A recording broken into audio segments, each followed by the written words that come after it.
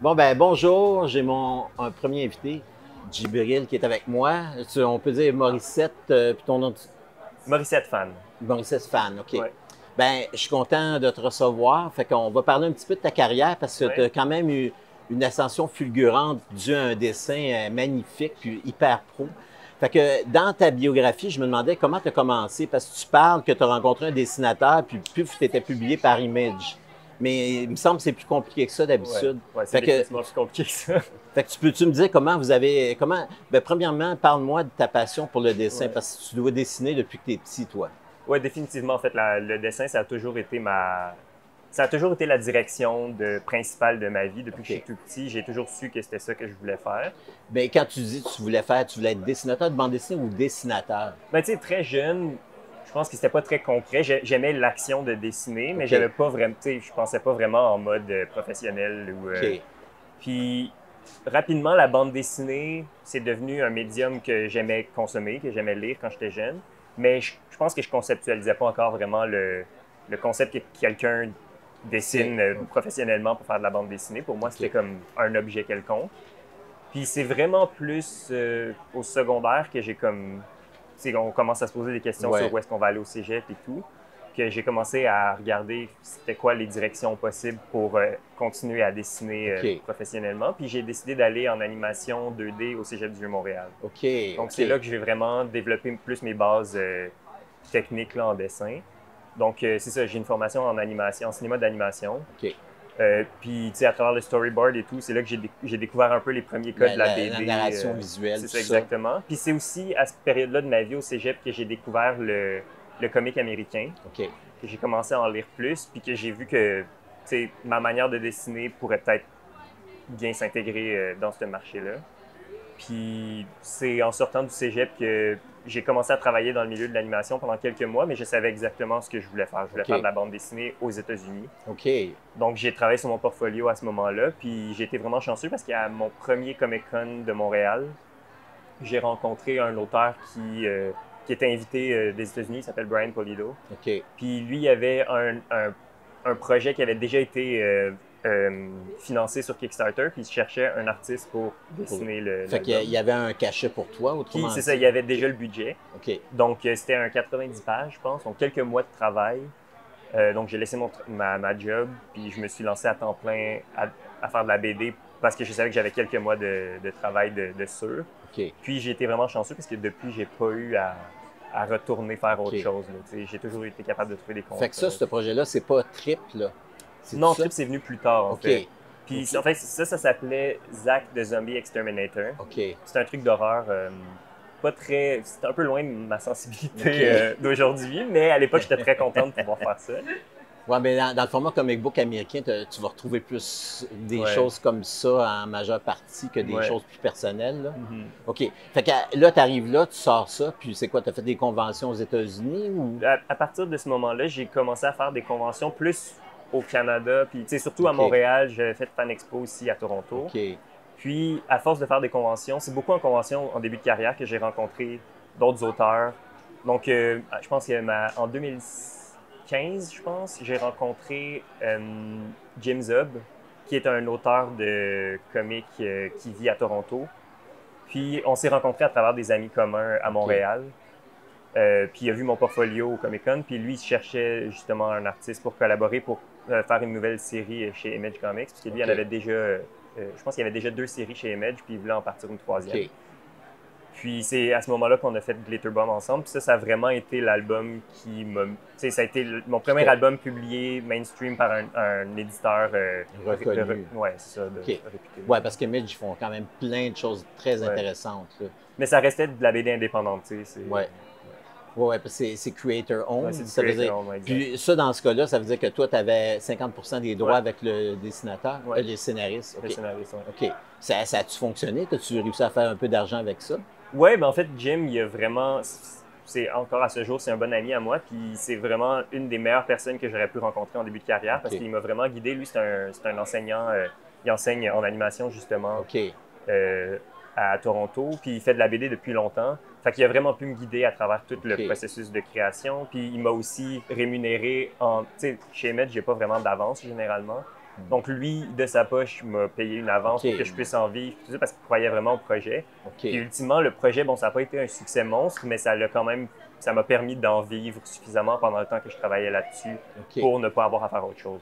Bon, c'est bon, ça. C'est plutôt crever de faim, parce que c'est quand même dur, la bande dessinée. Là. Si on ne suit pas ta voix, puis ceux qui iraient juste au Québec, là, ils bûchent un petit peu. Puis c'était, ça faisait partie de mes stratégies. C'était pas accidentel que je commence à travailler aux États-Unis plutôt qu'au Québec parce que je savais que financièrement, il y avait peut-être plus d'avenues possibles. Ouais, mais tu vois, moi, les premiers comic books que j'ai faits, c'était en anglais pour être diffusé à travers le Canada et les États-Unis. Mais c'est un peu trop weird, fait que ça n'a pas marché autant que toi. Fait que moi, en lisant tes affaires, je trouve que t'es entre deux mondes. T'es entre les Américains et les Européens. Tu sens ça un petit peu, toi, par rapport à ton travail? Parce que t'es capable... stylistiquement ou tu parles plus de ma carrière? Ben, stylistiquement, je trouve, comme je regardais Havana, je lisais ça, puis je disais, OK, c'est intéressant, comme dans Terre maternelle, tu sais, t'as beaucoup de distorsion des visages, tu sais, que je trouvais intéressant parce que la seule personne que j'ai vu faire ça, c'est Stanley Wayne. Je ne sais pas si tu connais. Non, ça me dit rien. Lui, puis c'est drôle parce que lui, il a commencé dans le comic book aussi. Puis là, il fait des choses plus personnelles. Là, il est rendu dans le monde des arts, il fait des peintures, des installations. Mais lui, il avait une maîtrise telle qu'il était capable de faire de la distorsion que juste une photo pourrait faire. Fait que je trouvais ça intéressant de voir qu'en voyant ça, je vois que tu as une maîtrise assez exceptionnelle du visage, des proportions, tu sais, parce que tu ne travailles pas avec des photos, là. Non, ben j'avais pour Kim, j'avais quand même de la référence de la documentation. Mais ouais, j'essaie de pas calquer ou quoi. Là, OK. Parce que c'est ça, c'est là qu'on voit tes forces. Puis dans Havana, je trouve là, tu commences à te rapprocher plus d'un style européen où le dessin est plus travaillé, tu sais, parce que le comic book, c'est quand même, tu as des deadlines, il faut que tu fasses des affaires. Fait qu'à un moment donné, tu peux pas mettre autant que tu pourrais mettre dans un album européen parce que souvent, il y a plus d'argent qu'avec les Européens, ça marche moins. Je ne sais pas s'il y a plus d'argent, mais le mode de distribution, de publication est différent. Puis généralement, c'est des projets plus longs, on a plus de temps pour travailler sur un album. Donc, nécessairement, on peut se permettre de prendre plus de temps pour finir le dessin. OK. Puis toi, tu sais aussi comment doser, comme une case, je vais mettre tel temps, mais celle-là, il faut que je mette plus de temps. Là. Mais tu sais, j'ai vraiment appris aux États-Unis, donc j'ai pas appris avec les deadlines. Puis dans l'économie de ligne, puis tout ça, c'était beaucoup des stratégies qui étaient nécessaires pour réussir à arriver.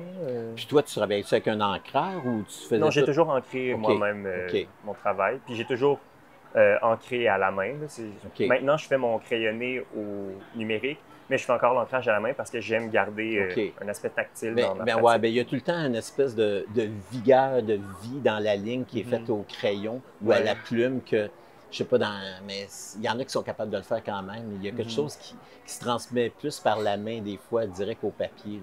On sent un petit peu ça dans ton travail. Là. Mais pour revenir à ta question sur, je suis entre deux mondes et tout, en fait, généralement, ce que j'essaie de faire, c'est de vraiment adapter mon approche visuelle au projet sur lequel je travaille. Donc, tu sais, c'est pas accidentel que Kim puis Havana soient très différents stylistiquement.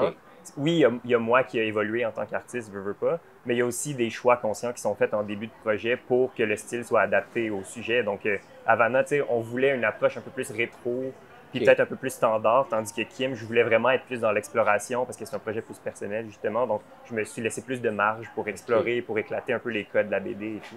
OK. Bien là, ça revient à mon question. Comment tu travailles un projet personnel puis avec un scénariste? Vu que tu as commencé avec des scénaristes, je pense que tu as acquis une... C'est quoi la relation que tu as avec tes scénaristes, comme avec Michel Viau?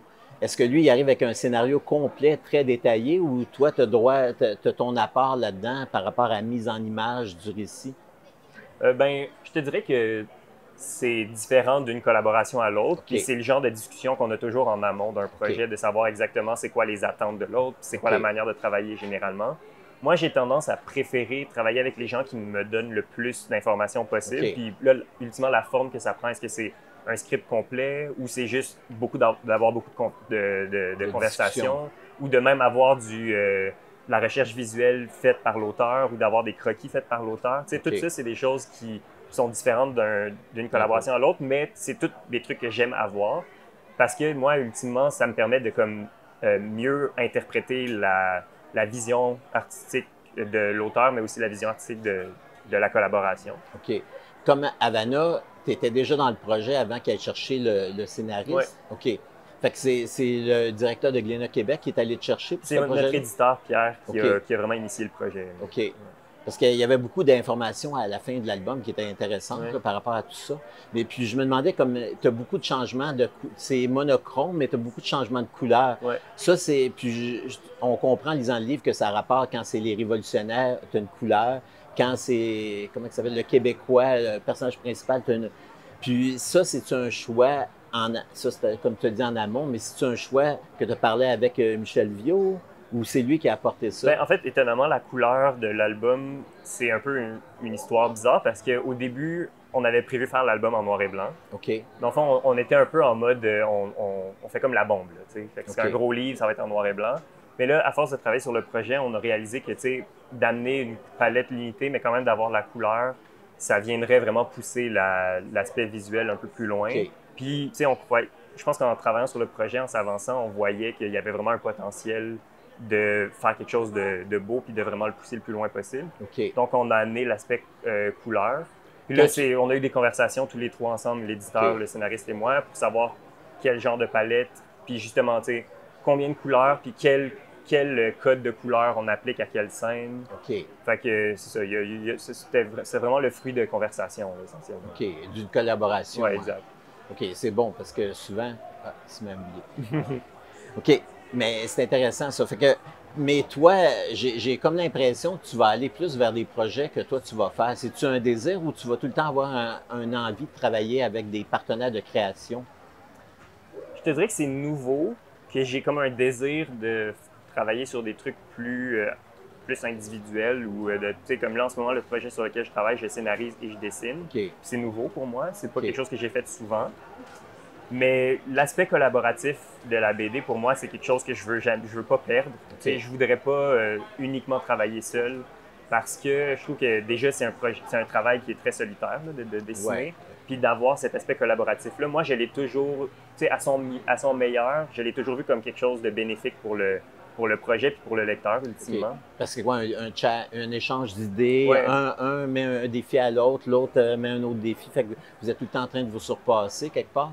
Ben oui, puis ultimement, tu sais, je suis pas un spécialiste dans tout. Là, à un moment donné, OK. j'ai mes limites, puis je trouve que pour apprendre, c'est toujours le fun de pouvoir justement être challengé puis OK.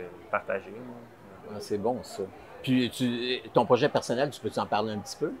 Ouais, ben je peux en parler un peu, mais en tout cas, c'est un gros projet qui va probablement pas sortir avant 2-3 ans. Là. OK, quand tu dis gros projet, tu veux dire qu'il y a beaucoup de pages dans ton Ouais, récit? c'est plus que 300 pages de mon OK, affaire. toi, OK. Ça va être la plus grosse BD sur laquelle je vais avoir travaillé. OK, puis quand tu fais un projet comme ça, tu as déjà un éditeur qui est prêt à te publier. Ouais, ben là, normalement, Glénat m'a donné le OK. feu vert, donc ça devrait être encore avec eux que je... OK.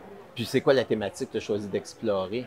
Tu Euh, n'es pas obligé de tout dire Ben, l'histoire, en fait, mais... ça s'appelle le Titanesque Théophile, puis c'est genre d'aventure, récit d'aventure avec des thèmes écologiques. OK. Souvent, comme comment je le décris, c'est Conan le barbare et Princesse Mononoke. OK. Entre ces deux, ouais. Fait que tes personnages, c'est quoi? Un personnage principal féminin, masculin? Théophile, c'est un personnage masculin. OK. Puis en fait, c'est drôle parce que c'est le personnage que j'avais créé au cégep pour mon film d'animation de OK. fin de cégep. C'était le personnage que j'avais créé. Donc là, je récupère un peu ce que j'avais fait il y a 10 ans pour en faire une bande dessinée.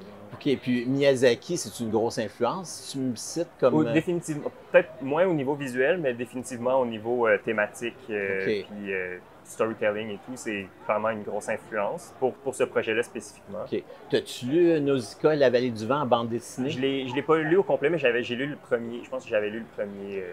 Chez Glénat ou parce qu'il y a une édition américaine qui est en 2 gros volumes. Non, moi j'avais lu le premier de la version en français, puis c'était comme un grand format un peu, Ouais, mais c'est mince, ça. là, puis il y avait C'est plusieurs albums. OK. Mais ça, je te dis, c'est la meilleure BD. Moi, elle était incroyable. Ouais, c'est vraiment Puis tout son travail, là, puis tu vois que dans ce temps-là, il était influencé un petit peu par Moebius. Fait que là, Ouais. tu vois dans son découpage, mais Mhm. la thématique, c'est tellement riche, là. C'est pour ça que je trouve ça intéressant que tu Ouais. parles, parce que Princesse Mononoke aussi, il reste tout le temps dans l'écologie, la Ouais. destruction par la nature, par les êtres humains, tout ça. Mhm. Fait que ça revient-tu à des thèmes qui sont bien profondément ancrés en toi? Ouais, ben tu sais, je suis définitivement quelqu'un qui, je sais pas comment le dire, là, mais qui essaye de se garder au courant de comment le monde fonctionne, OK. puis qui est curieux de savoir comment le monde fonctionne. Donc, veux pas, c'est sûr que ça informe mon travail. Ouais. en même temps, je veux pas non plus être trop dans tu sais, la BD engagée ou quoi.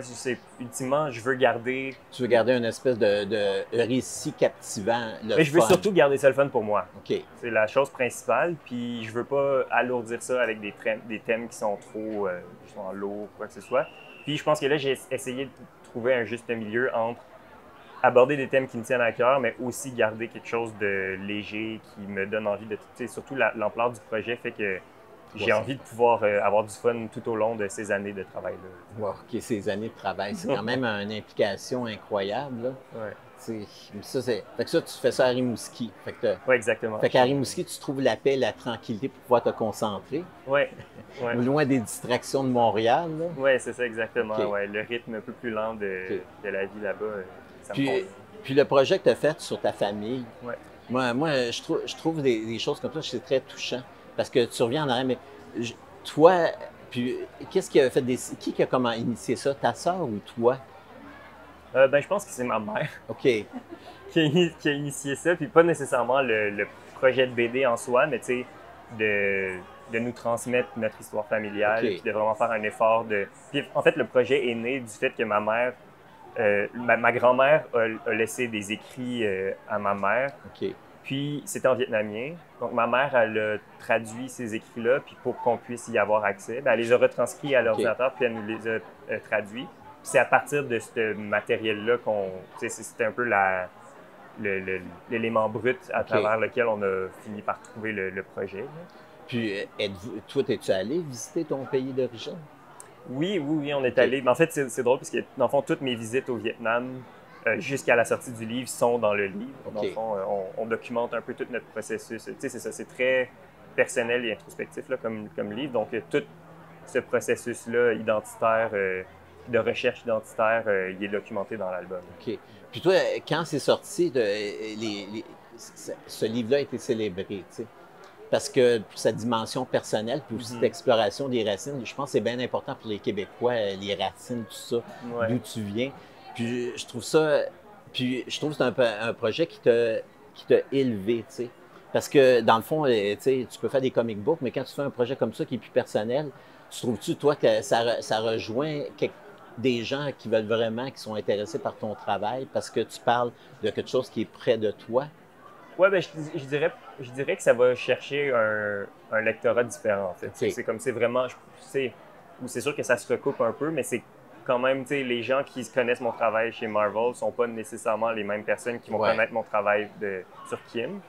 Puis je pense qu'une des raisons aussi pourquoi on a eu une bonne réception sur Kim, ou que ça a eu quand même une place importante dans ma carrière, c'est que ça a été aussi le premier album que j'ai publié au Québec. OK. Parce que avant Kim, pas mal tout ce que j'avais fait avait été publié à l'étranger, que ce soit aux États-Unis ou en France. Puis j'avais fait quelques projets au Québec, mais c'était des trucs courts dans des anthologies ou des choses comme ça. OK. Mais là, c'était vraiment le premier album que je publiais qui était vraiment sorti pour le public québécois. Puis, l'as-tu accompagné cet album-là en Europe? T'as-tu fait des festivals? Non, en fait, il n'a après? même pas été. Étonnamment, c'est Glénat Québec qui a publié. OK. Puis, il n'y a pas vraiment eu de distribution en France. OK. Mais Puis pas à Havana, il est sorti Havana, en il France. est sorti en France, mais c'est qu'en amont du projet de Havana, on avait déjà un feu vert des bureaux de France, comme quoi ils OK. seraient intéressés de Intéressé. distribuer. OK. Mais c'est ça, c'est pas automatique qu'un livre publié chez Ouais. Glénat Québec soit aussi distribué en France. OK. Ça veut dire que tu vas-tu aller en Europe pour faire de la promotion pour Havana? Mais en fait, Havana, on est allé à Angoulême l'an OK, dernier. Angoulême, ouais. Ouais, pour faire la OK. promo. Et quand il y a eu la grosse délégation québécoise. Oui, exactement, OK. c'est ça, c'était avec la délégation Tu as canadienne. trouvé ça comment? As-tu réussi à faire des contacts là-bas? Parce que c'est aussi un endroit où tu peux Ouais. rencontrer des éditeurs, puis peut-être faire des projets avec des éditeurs européens qui ont souvent plus de moyens qu'ici. Ouais, ben, je sais pas si j'ai fait tant de nouveaux contacts, mais j'ai pu rencontrer des gens avec qui j'avais déjà travaillé dans le passé que j'avais pas l'occasion de voir OK. en personne. Puis fait que le côté networking de l'événement a quand même bien porté fruit, mais c'était principalement avec des gens que j'avais déjà des liens, des Puis attaches. le côté, je sais pas, première fois Angoulême, t'as-tu aimé ça? Mais moi, j'ai adoré le fait que ce soit l'année où on soit plein de Québécois, plein de Canadiens ensemble. OK. Donc, ça faisait vraiment comme si on avait notre petit groupe, puis ça rendait ça un peu plus fluide, je pense, au niveau de, ouais, c'est ça, des rencontres, tout ça, parce qu'on était vraiment une gang. OK. si j'avais été tout seul, je pense que j'aurais trouvé ça intimidant, puis j'aurais peut-être pas voulu trop sortir. Bon, mais Michel, il aurait été avec toi, là. Ben, Michel, il était là, en fait. OK. Puis tu penses faire d'autres projets avec Michel Viau? Moi, j'ai vraiment beaucoup aimé travailler avec lui, donc si l'opportunité se présente, mais je sais que tous les deux, on est très, très occupés. OK. Bon, mais là, de toute façon, toi, rien pendant 3 ans. Oui, ben, c'est ça, exactement. Pour les 4-5 prochaines années, j'ai pas vraiment de place dans mon horaire, de toute façon. Donc, 4-5 prochaines années. Ouais. Ben, je pense. C'est beau? Ben, je pense qu'on a une demi-heure. Fait qu'on est. Ben, merci. Ben, ça fait C'était plaisir, vraiment merci à toi. intéressant.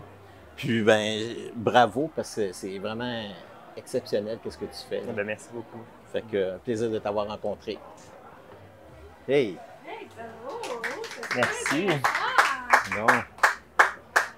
Intéressant, des questions qui proviennent d'une autre personne qui connaît bien. C'est des questions qu'on ne pourrait pas poser en tant qu'animateur externe. Ouais, quelqu'un qui ne connaît pas la BD, c'est ça. Ouais. Ben, c'est un petit peu l'idée, là, mais avec Djibril, c'est plus facile. Parce que c'est quand même, en tout cas, si tu as lu ses affaires, là. J'ai lu Kylian. Ouais, puis Mon bonheur, ça c'est mon prochain. Ouais, vraiment. C'est mon achat d'aujourd'hui. Mais cet album-là, il y a tellement de notices biographiques à la fin, j'ai jamais vu ça, tu sais. Mais c'était important pour nous de vraiment étoffer le contenu. Ça donne un côté hyper sérieux, tu sais, que oui, vous avez travaillé fort, vous avez fait votre recherche, puis on le sent, tu sais. Ouais, ben Michel, c'est le king de la recherche, honnêtement, là. Il a lu beaucoup plus que ce qu'il aurait eu à lire pour écrire ça. Bon, je sais, sur Facebook, il y a quoi, ma 9e album que j'ai lu, 9e, tu sais. Oui, il en consomme beaucoup, mais c'est un fan des premières œuvres. Hey, je peux-tu poser des questions même si la demi-heure est finie? Oui, ben je sais pas s'il y a quelqu'un qui embarque immédiatement après ou... Non? Ben, moi j'en ai une autre à 12h30, mais tu peux poser une question, là. J'ai quelques questions.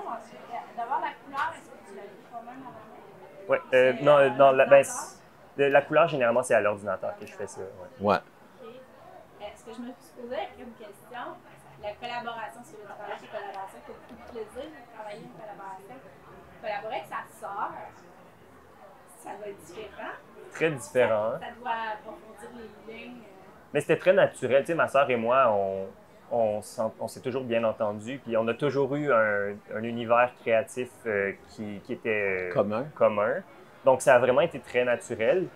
Puis honnêtement, moi j'étais juste toujours impressionné par ce qu'elle m'envoyait. Comme, je suis prêt à dire que c'est une des meilleures autrices avec qui j'ai eu la chance de travailler. OK, mais elle est... Ben, elle a toujours écrit dans une pratique personnelle. Elle a étudié en études cinématographiques puis en... OK. Fait qu'elle a écrit un script vraiment avec des cadrages, tout ça? OK. Oui. Ben, cadrage, mais c'est vraiment comme qu'est-ce qui se passe dans chacune des planches. OK. Puis tu sais, tout ça, c'est des suggestions. Fait que tu sais, c'est ça, c'était très fluide comme collaboration parce que c'était toujours en mode proposition, suggestion, puis comme interprétation de ce que l'autre dit. Puis tu sais, veux pas, c'était sa première expérience de scénarisation pour un truc de cette ampleur-là. Donc, je pense qu'elle savait où est-ce qu'elles étaient ses forces, puis elle savait aussi où est-ce que moi, j'avais plus d'expérience. Donc, elle me laissait l'espace. Ah, c'est le fun, ça. Mais tu as dit quelque chose d'intéressant. Quand c'est personnel, tu expérimentes plus. Ça veut dire que tu vas tout le temps poursuivre ça. Quand c'est plus toi, tu te donnes la chance d'expérimenter, d'essayer des nouvelles choses. Oui, puis je pense que l'expérimentation, c'est pas uniquement quand c'est personnel. Je pense que ça a donné que c'était un projet très personnel. OK. Mais... tu sais, je pense que je suis autant dans l'expérimentation dans le projet que je fais actuellement que je scénarise, même si...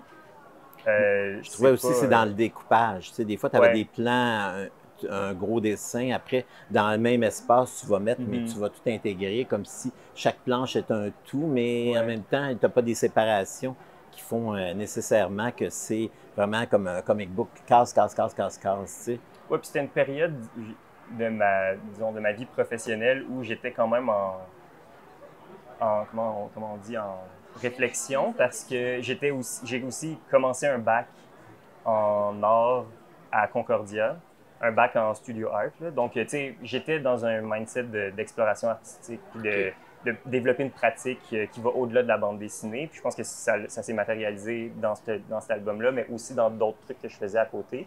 Puis on dirait que là, j'ai un peu passé à travers cette phase-là. Puis là, je suis revenu. Ça m'a comme confirmé qu'en fait, non, la bande dessinée, c'est vraiment mon mode d'expression préféré, dans lequel je suis plus confortable.